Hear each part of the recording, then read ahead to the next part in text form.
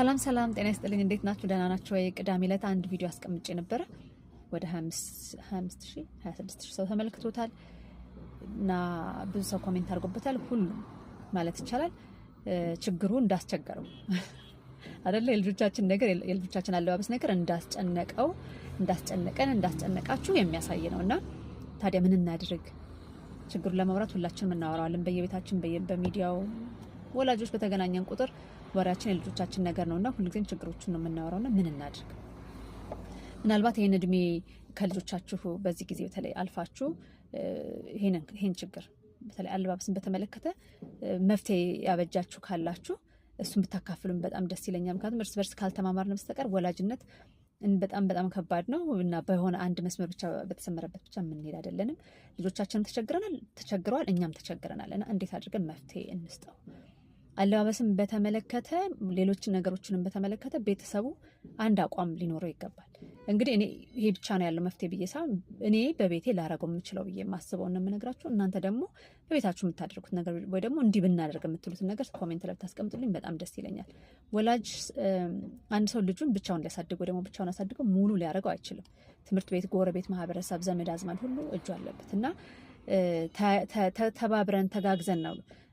ጥሩ ትውልድ መፍጠር የምንችለው የኔ ልጆች ጥሩ የሚሆኑት እኔ ጥሩ ስለሆንኩ እኔ ቤቴ ስለለፋው ስለደከምኩ አይደለም የጓደኞቻቸው ቤተሰቦች ትምህርት ቤት ሌሎች ነገሮች ተጽዕኖ ውስጥ ጨምሯቸዋልና የኛ የወላጅነት ኃላፊነት ዋናው ቢሆንም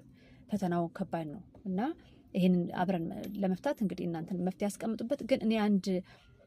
በተለይ ልጆች ህፃናት እያሉ ከኢትዮጵያ ውጭ በነበርንበት ጊዜ በጣም ትንንሽ ልጆች ሆነው ትምህርት ቤት ሲሄዱ ማስተምራቸው 3 ነገሮች ነበሩ ጾታቸውን በደንብ እንዲያውቁ ሃይማኖታቸውን እንዲያውቁና ሀገራቸውን እንዲያውቁ ሶስቱም በተለይ ከሀገር ሲወጡ በቃ ማንነታቸውን ቢልድ ያደርጋል ብዬ ያመንኩበትን በወቅቱ ይሄን ነበር ማድረገው እና ጧት ሲነሱ እንደ መዝሙረ ዳዊት ወይ እንደ ጸሎት አስደግማቸው ነበር እኔ ሴት ነኝ እኔ ወንድ ነኝ ኢትዮጵያዊ ነኝና ክርስቲያን ነኝ አስብላቸዋለሁና ያን ባይምሯቸው እንዲይዙ ትፈልግ ነበር ይሄ ለምንድን ነው እንደዛ ማድረገው ይሄንን እነዚህ 3 ነገሮችን የሚፈታተኑ ነገሮች ስለነበሩ በወቅቱ ያን ለማለፍ ነው አለባበስንም በተመለከተ ልክኛ እዛ ኮሜንቶችም ላይ ነበሩ ወላጆቻችን እንዴት አድርገው ነው ያሳደጉ ምን እየነገሩ ነው ያሳደጉን ሁሉም ትውልድ በየራሱ ጊዜ የራሱ የሆነ ፈታኝ ነገሮች ነበሩት ያሁን ትንሽ ጫና ሊል ይችላል እንጂ በእኛም ዘመን የሚፈትኑ ነገሮች ነበሩ እኛም ወላጆቻችን አስቸግረን ያሳደግነው እንጂ ዝም ብለን እንደው ነገር ስሙዝ ሆኖ አይደለም የመጣውና ልጆቻችንን አለባበስን በተመለከተ በደንብ ቁጭ ብለን ማውራት መነጋገር ይኖርብናል ለምንድነው የምንከለክላችሁ ዝም ብለን በጭፍኑ በቃ አታርጊም አትለብሽም እንዲያታረጊም ሳይሆን ያለውን ነገር ማስረዳት